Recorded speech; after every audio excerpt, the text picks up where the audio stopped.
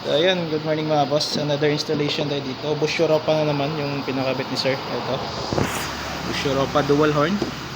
Pakita nyo yung stock ng Hilux. Ito yung stock horn niya. Dalawa. Parang sa motor lang. Ito yung Bush Europa natin. Yan.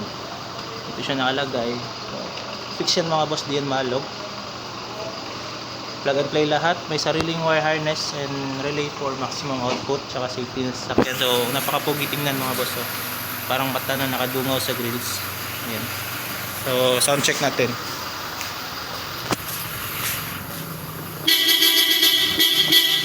So yun. Yun mga boss. Rinig nyo naman yung output ng Bush Europa. Solid na solid talaga yan mga boss. So again ito siya. Hindi siya malog Yan. Fix na fix yan mga boss. Kagandahan kasi ng mga Toyota is napaka-easy lang lagyan ng mga accessories dahil parang may sariling bracket na rin sila. So parang ginawa din talaga yung Bush Europa para sa mga pick-up ng Hilux or even mga ibang SUV nila. So again dito sa POV ng driver yung output ng Bush Europa.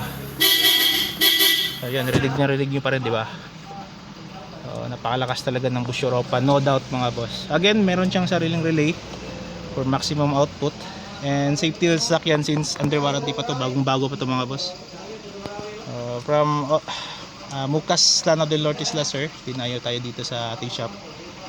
So again, ito yung kanina na install natin by LED projector fog light na with high beam features. So ito yung yan, may high beam yan mga boss. Yung sa taas yung headlight nya, yung sa baba yung fog light nya.